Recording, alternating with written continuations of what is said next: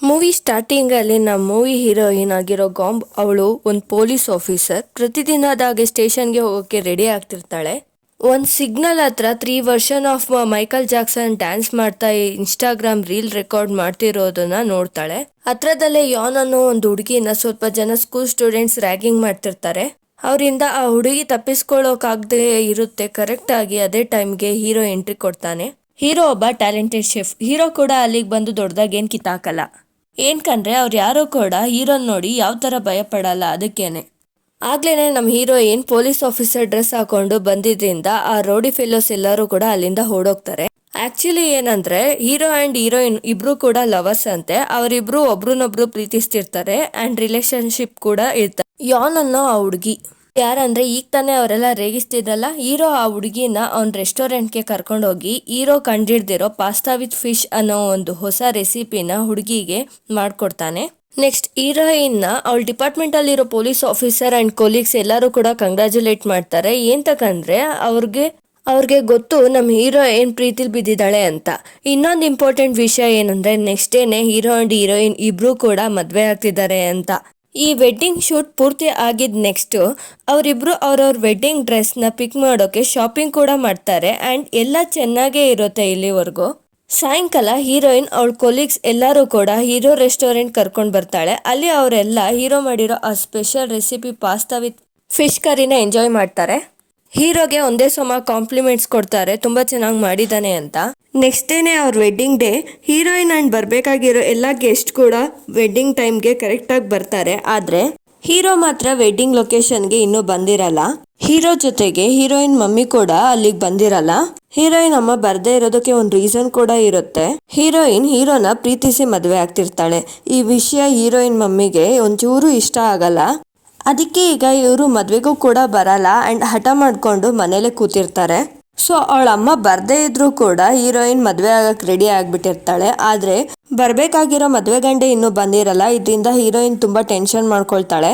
Heroine senior officer ಎಲ್ಲ ಕೂಡ ಮದ್ವೆ ಗಂಡಿಗೋಸ್ಕರ ಸರ್ಚ್ ಆಪರೇಷನ್ ಮಾಡ್ತಾರೆ. ಆದ್ರೆ ಅವರೆಲ್ಲ ಅದ್ರಲ್ಲಿ ಫೇಲ್ಯೂರ್ ಆಗ್ತಾರೆ. ಹೀರೋಯಿನ್ ತುಂಬಾ ಅಪ್ಸೆಟ್ ಆಗಿ ವೆಡ್ಡಿಂಗ್ ಡೆಸ್ಟಿನೇಷನ್ ಇಂದ ಅದೇ ಡ್ರೆಸ್ ನಲ್ಲಿ ಹೀರೋ ಮನೆಗೆ ಬರ್ತಾಳೆ.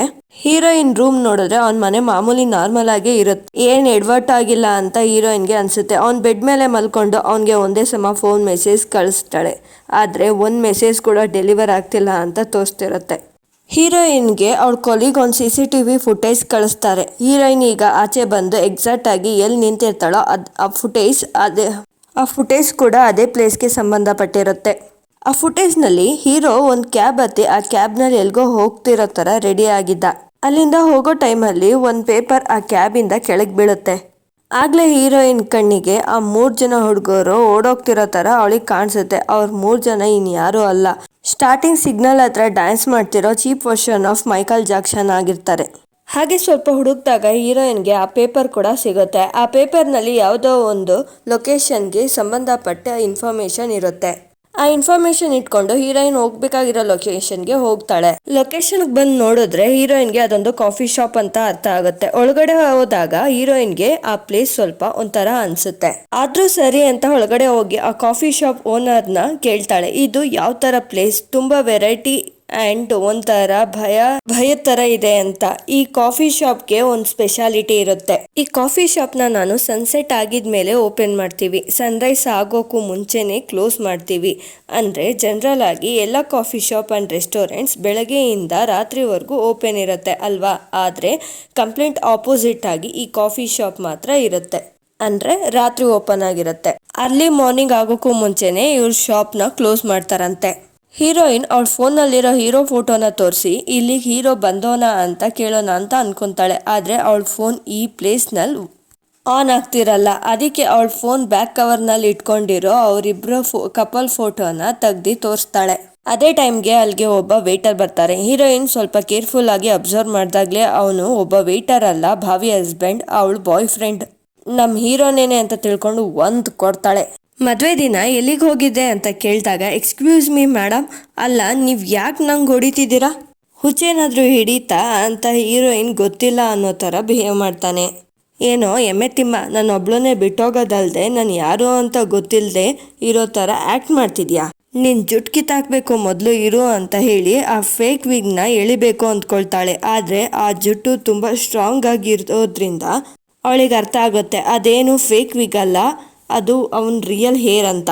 ಅಲ್ಲ, ಒಂದಿಂದಲೇ ನಿನ್ ಜುಟ್ ಇಷ್ಟು ಬೆಳೆದೋಗಿದೆ ಮತ್ತೆ ಇಷ್ಟು ಹೆಂಗಾಗಿ ಹೇಗಾಗೋದೆ ಅಂತ ಕೇಳಿದಾಗ ನೀವು ಯಾರನ್ನೋ ಅನ್ಕೊಂಡು ನನ್ನ ಹತ್ರ ಬಂದು ನನ್ನ ಜೊತೆ ಜಗಳ ಮಾಡ್ಕೋತಿದ್ದೀರಾ ಅನ್ಕೊಳ್ತೀನಿ ಅಂತ ಹೇಳ್ತಾನೆ. ಇಲ್ಲ ಇಲ್ಲ, ನಾನು ನಿಂಗೋಸ್ಕರನೇ ಬಂದಿದ್ದೀನಿ ಅಂತ ಅವನ ಹೆಸರು, ಅವನ ಡೇಟ್ ಆಫ್ ಬರ್ತು, ಏಜು ಎಲ್ಲ ಹೇಳ್ತಾಳೆ. ಹೀರೋ ಕಂಪ್ಲೀಟ್ ಸ್ಟನ್ ಆಗಿಬಿಡ್ತಾನೆ. ಈ ವಿಷಯ ಎಲ್ಲ ನಿಮ್ಗೆ ಹೆಂಗೆ ಗೊತ್ತು ಅಂತ ಕೇಳಿದಾಗ, ನಾನು ನಿನ್ನ ಗರ್ಲ್ ಫ್ರೆಂಡ್ ಕಣೋ ಎಮ್ಮೆ ತಿಮ್ಮ, ಅಷ್ಟು ಮಾತ್ರ ನನಗೆ ಗೊತ್ತಿಲ್ಲದೆ ಇರುತ್ತಾ ಅಂತ ಜೋರಾಗಿ ಕಿರ್ಸ್ತಾಳೆ. ಅವಳು ಒಂದು ಸೀನ್ ಕ್ರಿಯೇಟ್ ಮಾಡ್ತಾಳೆ ಅಂತ ಆಗಲೇ ಹೀರೋಯಿನ್ಗೆ ಅರ್ಥ ಆಗುತ್ತೆ. ಸುತ್ತಮುತ್ತ ಇರೋರೆಲ್ಲ ಅವ್ರನ್ನೇ ನೋಡ್ತಿರೋದಕ್ಕೋಸ್ಕರ, ಸರಿ ಹಂಗಾದ್ರೆ ನಿನ್ನ ಶಿಫ್ಟ್ ಪೂರ್ತಿ ಆಗೋವರೆಗೂ ನಾನು ಆಚೆ ವೆಯ್ಟ್ ಮಾಡ್ತಿರ್ತೀನಿ. ಕೆಲಸ ಮುಗ್ದ್ಮೇಲೆ ಒಂದ್ಸಾರಿ ಆಚೆ ಬಂದು ನನ್ನ ನೋಡು, ನಾನು ನಿನ್ನ ಹತ್ರ ತುಂಬಾ ಮಾತಾಡಬೇಕು. ಹೀರೋಯಿನ್ ಆಚೆ ಎಷ್ಟೊತ್ತು ವೆಯ್ಟ್ ಮಾಡಿದ್ರು ಸರಿ, ಹೀರೋ ಆಚೆ ಬರ್ದೇ ಇರೋದ್ರಿಂದ ಕೋಪ ಬಂದು ಅವಳೇ ಒಳಗೆ ಬಂದು ಅಲ್ಲಿ ಇಲ್ಲಿ ಅಲ್ಲಿ ಅಂತ ಎಲ್ಲ ಪ್ಲೇಸಲ್ಲೂ ನೋಡ್ತಾಳೆ. ಆದ್ರೆ ಎಲ್ಲೂ ಹೀರೋಯಿನ್ ಕಣ್ಗೆ ಹೀರೋ ಕಾಣಿಸಲ್ಲ. ಆ ಓನರ್ನ ಕೇಳಿದಾಗ, ನೀನ್ ಆಚೆಗೆ ಹೋಗಿದಾಗ್ಲೇನೆ ಅವನ್ ಕೂಡ ನೀನ್ ಹಿಂದೆನೆ ಬಂದ, ಮತ್ತೆ ಅವನ್ ಎಲ್ಲಿಗೆ ಹೋದ ಅಂತ ನನ್ನೇ ಕೇಳ್ತಿಯಲ್ಲ ಏನು ಅಂತಾನೆ.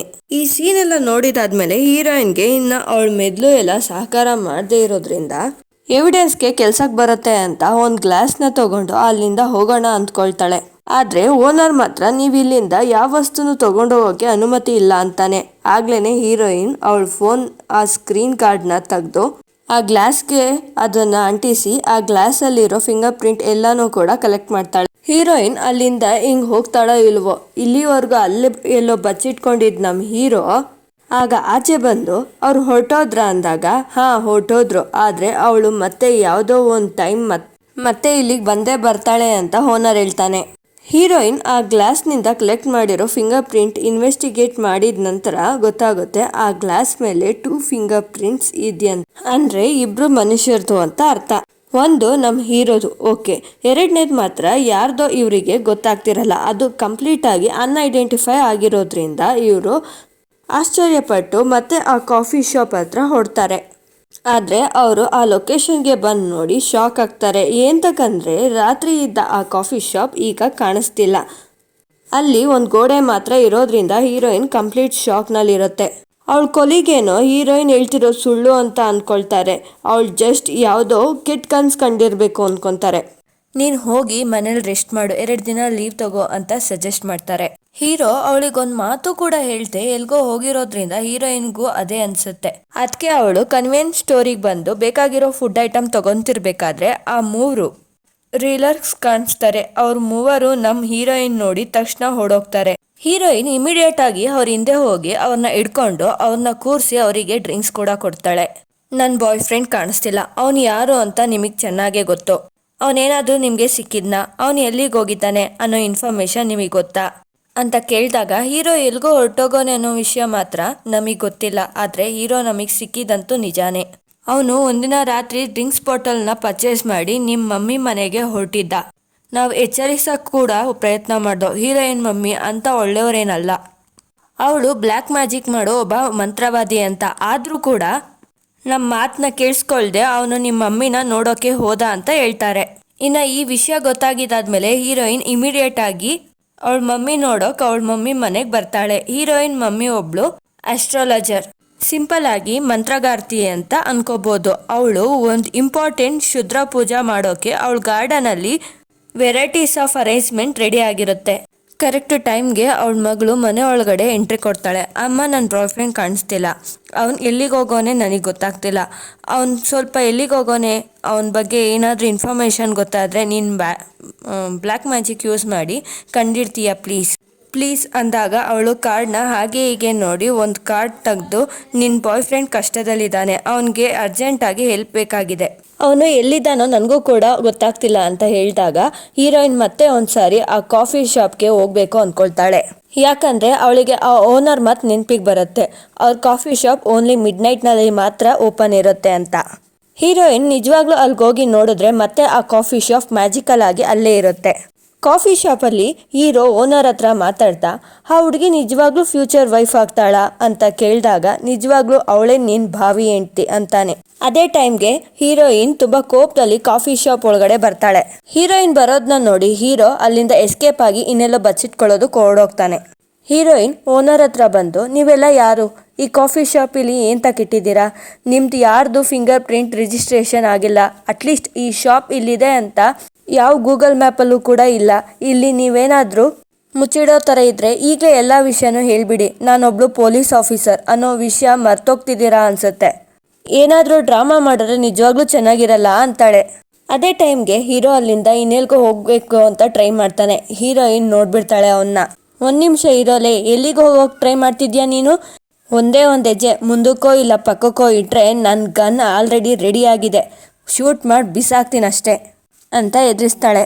ಹೀರೋಯಿನ್ ಹೀರೋಗೆ ಪ್ರಾಮಿಸ್ನೂ ಕೂಡ ನೆನ್ಪು ಮಾಡ್ತಾಳೆ. ನೀನು ನಿನ್ನ 30th ಬರ್ತ್ಡೇ ಟೈಮ್ಗೆಲ್ಲ ನನ್ನ ಮದುವೆ ಆಗ್ತೀನಿ ಅಂತ ನೀನು ನನಗೆ ಪ್ರಾಮಿಸ್ ಮಾಡಿದ್ದೆ, ಆದರೆ ಆ ಪ್ರಾಮಿಸ್ನ ನೀನು ಉಳಿಸ್ಕೊಳ್ಳಲಿಲ್ಲ.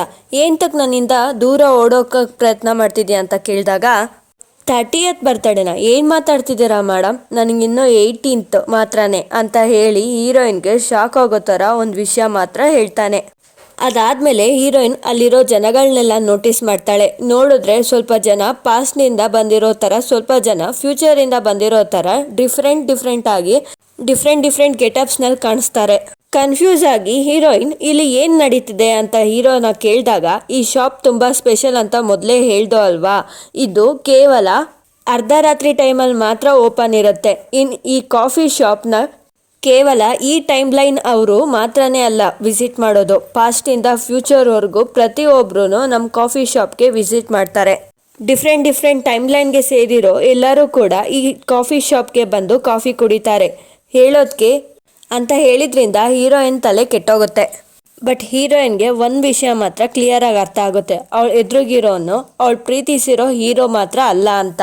ಅವಳು ಎದುರುಗಿರೋದು 12 ವರ್ಷದ ಹಿಂದೆ ಇರೋ ಹೀರೋ ಪಾಸ್ಟ್ ಸೆಲ್ಫ್ ಅಂತ ಗೊತ್ತಾಗುತ್ತೆ.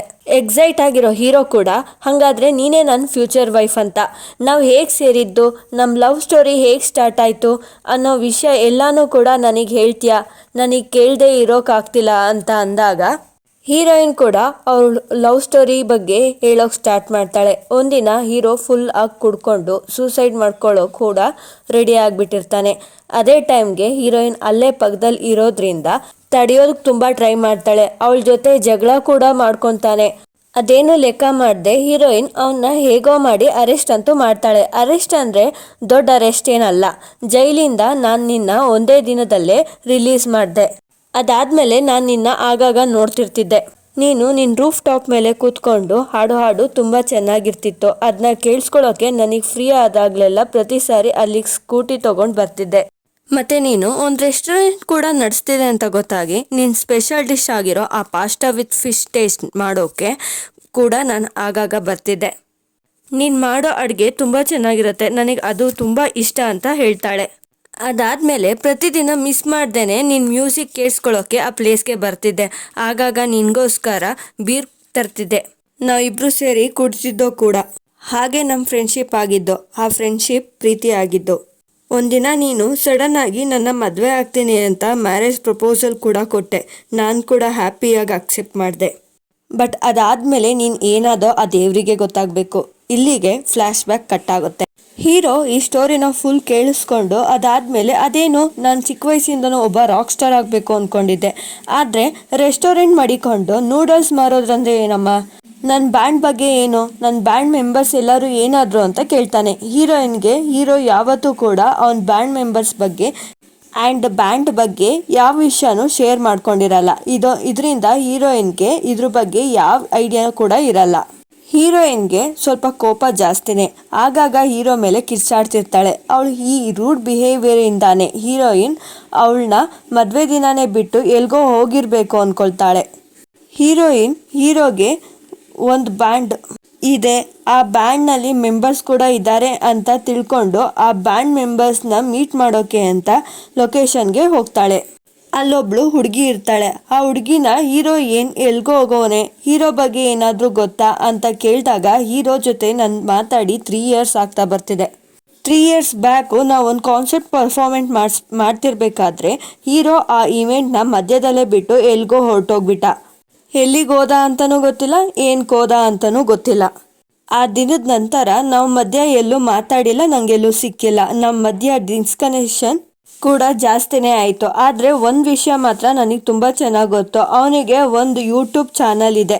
ಅದರಲ್ಲಿ ಅವನು ಆಗಾಗ ಹಾಡು ಹೇಳ್ತಿರ್ತಾನೆ, ಒಂದೊಂದು ಸಾರಿ ಲೈವ್ ಕೂಡ ಮಾಡ್ತಾನೆ ಅಂತ ಹೇಳಿದ್ರಿಂದ ಹೀರೋಯಿನ್ ಇಮಿಡಿಯೇಟ್ ಆಗಿ ಹೀರೋ ಮನೆಗೆ ಬರ್ತಾಳೆ.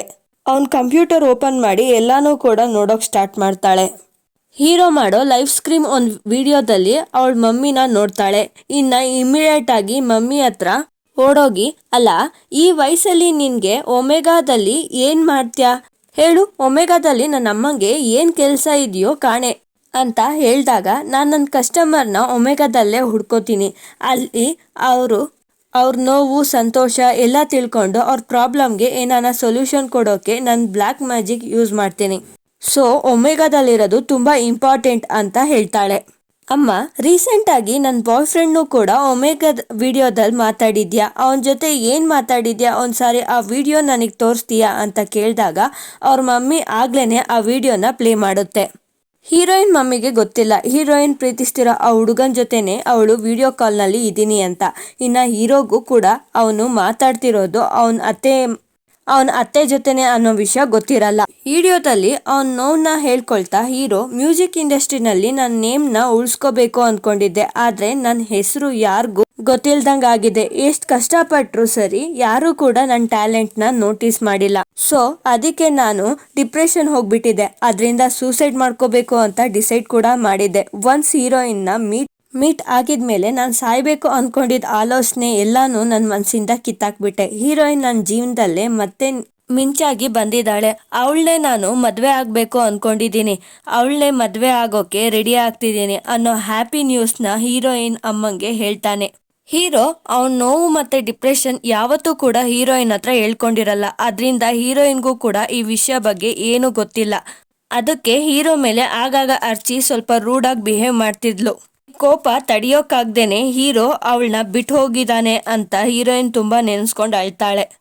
ಮೂವಿ ಸ್ಟಾರ್ಟಿಂಗ್ ಅಲ್ಲಿ ಸ್ವಲ್ಪ ಜನ ಸ್ಕೂಲ್ ಸ್ಟೂಡೆಂಟ್ಸ್ ಯಾನ್ ಅನ್ನೋ ಹುಡುಗಿನ ರ್ಯಾಗಿಂಗ್ ಮಾಡ್ತಾರೆ ಅಲ್ವಾ. ಆ ಹುಡುಗಿ ತಂದೆ ಪೊಲೀಸ್ ಡಿಪಾರ್ಟ್ಮೆಂಟ್ಗೆ ಕಾಲ್ ಮಾಡಿ, ನನ್ನ ಮಗಳು ಇವತ್ತು ಮನೆಗೆ ಬಂದಿಲ್ಲ, ಎಲ್ಲಿಗೆ ಹೋಗಿದ್ಯೋ ಸ್ವಲ್ಪ ಹುಡುಕಿ ಕೊಡಿ ಅಂತ ಕೇಳ್ತಾನೆ. ಹೀರೋಯಿನ್ ರಾತ್ರಿ ಮತ್ತೆ ಕಾಫಿ ಶಾಪ್ಗೆ ಬರ್ತಾಳೆ. ಎಲ್ಲ ನಾನು ಮಾಡಿದ್ದೆ, ಎಲ್ಲ ನನ್ನಿಂದನೇ ಆಗಿದ್ದು.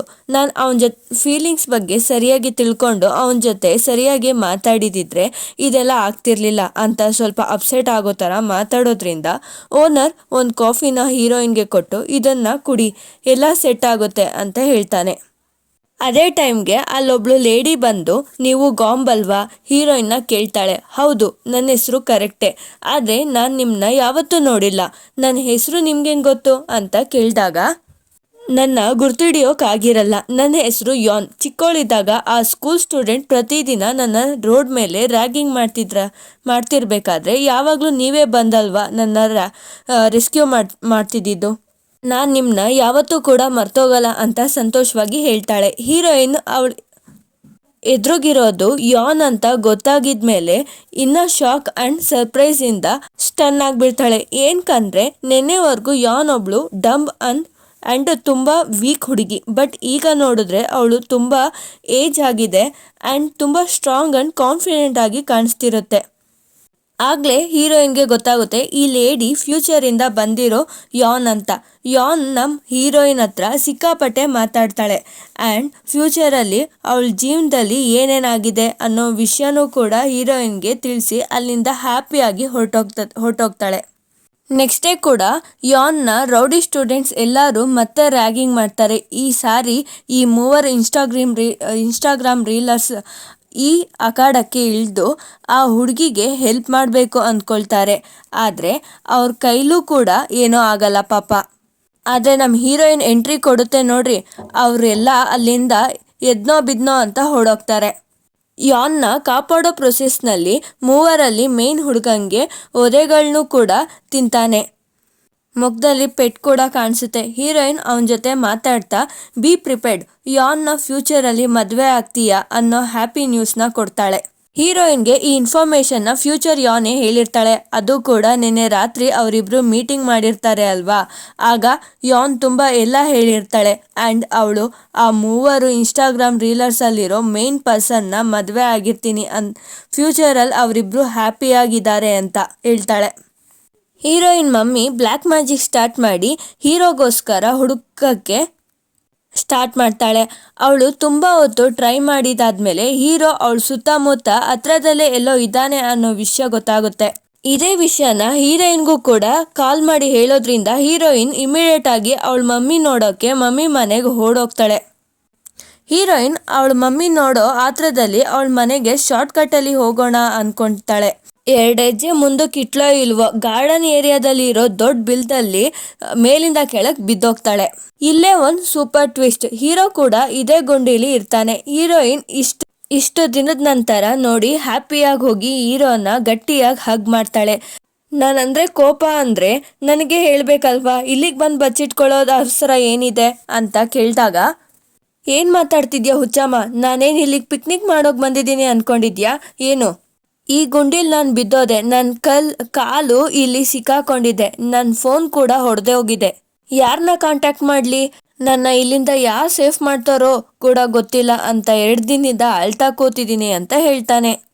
ಆಕ್ಚುಲಿ ವಿಷಯ ಏನಂದ್ರೆ ಹೀರೋಯಿನ್ ಅವ್ರ ಮಮ್ಮಿಗೆ ಹೀರೋ ಅಂಡ್ ಹೀರೋಯಿನ್ ಮದ್ವೆ ಆಗೋಕೆ ನಿಜ ಇಷ್ಟ ಇರಲ್ಲ. ಇವರಿಬ್ರು ಲವ್ನ ಅವರು ಸಪೋರ್ಟ್ ಮಾಡ್ತಿರಲ್ಲ. ಅದಕ್ಕೆ ಅವಳ ಮಮ್ಮಿನ ಒಪ್ಪಿಸೋಕೆ ಹೀರೋ ಅವ್ರ ಮಮ್ಮಿ ಜೊತೆ ಮಾತಾಡೋಕೆ ಒಂದ್ ಡ್ರಿಂಕ್ಸ್ ಬಾಟಲ್ ನ ತಗೊಂಡು ಗಿಫ್ಟ್ ತರ ಅವ್ರ ಹತ್ರ ಹೋಗ್ಬೇಕು ಅಂತ ಬರ್ತಾನೆ. ಪಾಪ ಅವನಿಗೆ ಗೊತ್ತಿರಲ್ಲ, ಆ ಮನೆ ಫ್ರಂಟ್ ಎಂಟ್ರೆನ್ಸ್ ಇಂದ ಬರ್ದೆ ಬ್ಯಾಕ್ ಎಂಟ್ರೆನ್ಸ್ ಇಂದ ಎಂಟ್ರಿ ಕೊಡೋಣ ಅಂತ ಅನ್ಕೊಳ್ತಾನೆ. ಆದ್ರೆ ಅಲ್ಲಿ ಆಲ್ರೆಡಿ ಅವ್ರ ಮಮ್ಮಿ ಕ್ಷುದ್ರ ಪೂಜೆ ಮಾಡೋಕೆ ಅಂತ ಗಾರ್ಡನ್ ಏರಿಯಾದಲ್ಲಿ ದೊಡ್ಡ ಗುಂಡಿನ ತೋಡಿ ಇಟ್ಕೊಂಡಿರ್ತಾರೆ. ಇದೇ ಗಾರ್ಡನ್ ಅರೇಂಜ್ಮೆಂಟ್ಸ್ ಬಗ್ಗೆ ಅವಳ ಮಮ್ಮಿ ಮೂವಿ ಸ್ಟಾರ್ಟಿಂಗ್ ಅಲ್ಲಿ ನಮ್ ಹೀರೋಯಿನ್ಗೂ ಕೂಡ ಹೇಳಿರ್ತಾಳೆ. ಕರೆಕ್ಟ್ ಟೈಮ್ಗೆ ಅಲ್ಲಿಗೆ ಯಾನ್ನ ಯಾವಾಗ್ಲೂ ರ್ಯಾಗಿಂಗ್ ಮಾಡೋ ಆ ರೌಡಿ ಸ್ಟೂಡೆಂಟ್ಸ್ ಎಲ್ರೂ ಕೂಡ ಬಂದು ನಮ್ ಹೀರೋ ಮೇಲೆ ಕಲ್ಲನ್ನ ಎಸಿತಾರೆ. ಹೀರೋ ಆ ಕಲ್ಲಿಂದ ತಪ್ಪಿಸ್ಕೊಂಡು ಬಂದು ಈ ಗುಂಡಿ ಒಳಗಡೆ ಬಿದ್ದೋಗ್ತಾನೆ. 2 ದಿನದಿಂದ ಅವನ್ನ ಯಾರು ಕಾಪಾಡೋಕೆ ಬಂದಿರಲ್ಲ. ಹೀರೋಯಿನ್ ಮಮ್ಮಿಗೆ ಗಿಫ್ಟ್ ಮಾಡೋಣ ಅಂತ ತಂದಿರೋ ಆ ಡ್ರಿಂಕ್ಸ್ ಬಾಟಲ್ನೇ ಕುಡ್ದು ಹೀರೋ 2 ದಿನದಿಂದ ಪ್ರಾಣ ಕಾಪಾಡ್ಕೊಂಡಿದೀನಿ ಅಂತ ಹೇಳ್ಕೊಳ್ತಾನೆ. ಹೀರೋಯಿನ್ ಇಷ್ಟೆಲ್ಲ ನಡೀತಾ ನನಗೆ ಈ ವಿಷಯ ಏನೋ ಗೊತ್ತಿಲ್ಲದೆ ನಾನೇ ಏನೇನೋ ಅನ್ಕೊಂಬಿಟ್ಟೆ ಅಂತ ಹೇಳ್ತಾಳೆ. ನಿಂಗೊಂದ್ ವಿಷಯ ಗೊತ್ತಾ, ನೀನ್ ನನ್ನ ಮಮ್ಮಿ ಜೊತೆ ಒಮೆಗಾದಲ್ಲೂ ಕೂಡ ಇದ್ಯಾ, ಅವೆಲ್ಲ ವಿಡಿಯೋನು ಕೂಡ ನೋಡ್ದೆ ಅಂತಾನು ಹೇಳ್ತಾಳೆ. ಸ್ವಲ್ಪ ಹೊತ್ತಿಗೆ ಹೀರೋಯಿನ್ ಮಮ್ಮಿ ಅಲ್ಲಿಗೆ ಬಂದು ನಾನು ತೋಡಿರೋ ಗುಂಡಿಲಿ ನೀವಿಬ್ರು ಏನ್ ಮಾಡ್ತಿದ್ದೀರಾ ಅಂತ ಕೇಳಿದಾಗ, ಇದೆಂತ ಕರ್ಮನೋ ನನಗ್ ಕೂಡ ಅರ್ಥ ಆಗ್ತಿಲ್ಲ, ಅವ್ರವ್ರು ತೋಡೋ ಗುಂಡಿಲಿ ಅವ್ರವರೇ ಬೀಳ್ತಾರೆ ಅಂದ್ರೆ ಇಲ್ಲಿ ಅಮ್ಮ ತೋಡಿರೋ ಗುಂಡಿಲಿ ಮಗಳು ಮತ್ತೆ ಅಳಿಯ ಬಿದ್ದೋನೆ, ಏನಪ್ಪಾ ಇದು ಕರ್ಮ ಅಂತ ಹೀರೋಯಿನ್ ಜೋಕ್ ಮಾಡ್ತಾಳೆ. ಅದಾದ್ಮೇಲೆ ಹೀರೋಯಿನ್ ಮಮ್ಮಿ ಅವರಿಬ್ರು ರೆಸ್ಕ್ಯೂ ಮಾಡಿ ಹಾಸ್ಪಿಟಲ್ಗೂ ಕೂಡ ಕರ್ಕೊಂಡ್ ಬರ್ತಾಳೆ. ಅಂದ್ರೆ ಇವ್ರಮ್ಮ ಇಲ್ಲಿಗೆ ಬರೋದು ಹೀರೋಯಿನ್ ಫೋನ್ ಕಾಲ್ ಮಾಡಿದಾದ್ಮೇಲೆನೆ. ಹೀರೋ ಮೇಲಿಂದ ಕೆಳಗ್ ಬಿದ್ದಿರ್ತಾನೆ ಅಲ್ವಾ, ಫೋನ್ ಕೂಡ ಒಡೆದೋಗಿರುತ್ತೆ. ಅದಕ್ಕೆ ಹೀರೋ ಯಾರನ್ನೂ ಕಾಂಟ್ಯಾಕ್ಟ್ ಆಗೋಕ್ಕಾಗಿರಲ್ಲ. 2 ದಿನದಿಂದ ಅಲ್ಲೇ ಸಿಕ್ಕಾಕೊಂಡಿರ್ತಾನೆ. ಹೀರೋ ಹೀರೋಯಿನ್ ಮತ್ತೆ ಒಂದಾಗ್ತಾರೆ. ಈ ಸಾರ್ತಿ ಹೀರೋಯಿನ್ ಮಮ್ಮಿನೂ ಕೂಡ ಒಪ್ಪಿಸಿರ್ತಾರೆ. ಆದ್ರಿಂದ ತುಂಬಾ ಸಂತೋಷವಾಗಿ ಎಲ್ಲಾರ ಮುಂದೆ ಗೆಸ್ಟ್ ಎಲ್ಲಾರು ಇನ್ವೈಟ್ ಮಾಡಿ ತುಂಬಾ ಗ್ರ್ಯಾಂಡ್ ಆಗಿ ಮದುವೆ ಆಗ್ತಾರೆ. ಆಕ್ಚುಲ್ ಆಗಿ ಇದು ಒಂದು ಚಿಕ್ಕ ಸಸ್ಪೆನ್ಸ್ ಅಂಡ್ ಟ್ವಿಸ್ಟೆಡ್ ಸ್ಟೋರಿ ತರ. ಮ್ಯಾಜಿಕಲ್ ಶಾಪ್ ಅನ್ನೋದು ಜಸ್ಟ್ ನಮ್ನ ಡೈವರ್ಟ್ ಮಾಡೋಕೆ ಇರೋದು. ಮೂವಿ ಸ್ಟಾರ್ಟಿಂಗ್ ಅಲ್ಲೇ ನಮಗೆ ಹಿಂಟ್ ಕೊಟ್ಟಿರ್ತಾರೆ. ಬಟ್ ಹೀರೋಯಿನ್ ಮಮ್ಮಿ ಗುಂಡಿ ತೋಡಿ ಗಾರ್ಡನ್ ಅರೇಂಜ್ಮೆಂಟ್ ಮಾಡ್ಕೊಂಡಿರ್ತಾರೆ ಕ್ಷುದ್ರ ಪೂಜೆ ಮಾಡೋಕೆ ಅಂತ. ಹೀರೋ ಕೂಡ ಡ್ರಿಂಕ್ಸ್ ಬಾಟಲ್ ಹಿಡ್ಕೊಂಡು ಹೀರೋಯಿನ್ ಮಮ್ಮಿ ಮನೆಗೆ ಹೋಗೋನೆ ಅನ್ನೋ ವಿಷಯ ಕೂಡ ಆ ಮೂವರು ರೀಲರ್ಸ್ ಹೇಳಿರ್ತಾರೆ. ಆ ಟೈಮ್ಗೆ ನಾವು ಗೆಸ್ ಮಾಡಿರ್ಬೇಕಾಗಿರುತ್ತೆ. ಇನ್ನ ಈ ಕಾಫಿ ಶಾಪ್ಗೆ ಒಂದ್ ಸ್ಪೆಷಾಲಿಟಿ ಏನಂದ್ರೆ ಬೇರೆ ಆಗಿರೋ ಜನನ ಒಂದೇ ಹತ್ರ ತಂದು ಅವ್ರನ್ನ ಸೇರ್ಸೋಕೆ ಟ್ರೈ ಮಾಡೋದು. ಇಲ್ಲಿಗೆ ಈ ಸ್ಟೋರಿನ ಎಂಡ್ ಮಾಡ್ತೀನಿ. ಈ ಟ್ವಿಸ್ಟೆಡ್ ಸ್ಟೋರಿ ನಿಮ್ಗೆ ಹೇಗೆ ಅನಿಸಿದೆ, ಎಂಡಿಂಗ್ ಇನ್ನೂ ಮುಖ್ಯವಾಗಿ ನಿಮಗೆ ಹೇಗೆ ಅನಿಸಿದೆ ಕೆಳಗಡೆ ಕಮೆಂಟ್ ಮಾಡಿ. ವಿಡಿಯೋ ಇಷ್ಟ ಆದರೆ ಲೈಕ್ ಮಾಡಿ ಆ್ಯಂಡ್ ನಮ್ಮ ಚಾನಲ್ನ ಸಬ್ಸ್ಕ್ರೈಬ್ ಮಾಡಿ. ಪ್ಲೀಸ್ ಸಬ್ಸ್ಕ್ರೈಬ್ ಮಾಡಿ.